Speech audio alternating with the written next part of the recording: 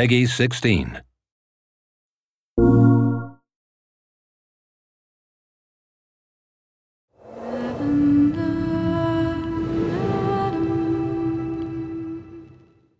Quantic Dream has always been about creating interactive experiences that have emotion at their core. It's about telling the story of characters and giving the player the possibility, through their actions, to change the way the story unfolds. When I write my script, I have an idea of how I want the story to be played.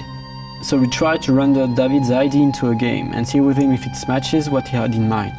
In case it doesn't, we go back to the writing stage and keep working until the result perfectly matches David's vision. What we try to do in Beyond is really an intuitive and immersive experience. So we created a very discreet user interface with only white dots on screen and very simple controls. We wanted to revisit the action system and go for something that would be more invisible and more intuitive to the player. We didn't want the interface to be a barrier. We wanted the player to focus on what he's doing on screen and not on how to do it. Ideally, the player will forget that he has a controller in his hand and will just jump into the screen. One of the major revolutions in Beyond is the way Jodie Holmes moves. Depending on the context, depending on your emotional state, you see the character of Jodie moving differently, walking differently, looking around differently. And most importantly, to give the player the feeling he's really in control of the character, he can do almost anything he wants to do.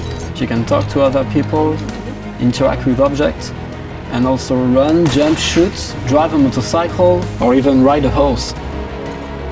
What was really challenging also is that the story goes on for 15 years of Jodie's life. When Jodie's a kid, for instance, you can do different things than when she's a teenager or an adult. Giving this much animation to a character, it's really new. It has never been done to that extent, and it really makes the character come alive like never before.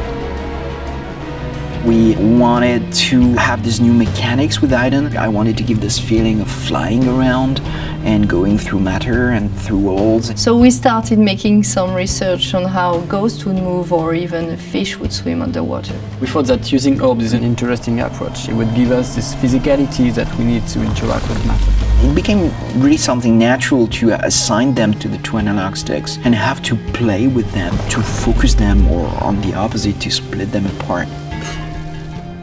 During the process of this production, we made what we call user tests. You just watch people playing and you see where they succeed, where they fail. If a player don't get it right, it's only our fault.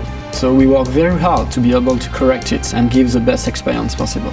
After each user test, it's meeting after meeting just to find the good solution to every single issue the player may have had. I guess what we're looking for with the gameplay is really to find an interface that will allow you to play live. And we try to get closer and closer of the ideal interface where you don't think anymore, you just do it.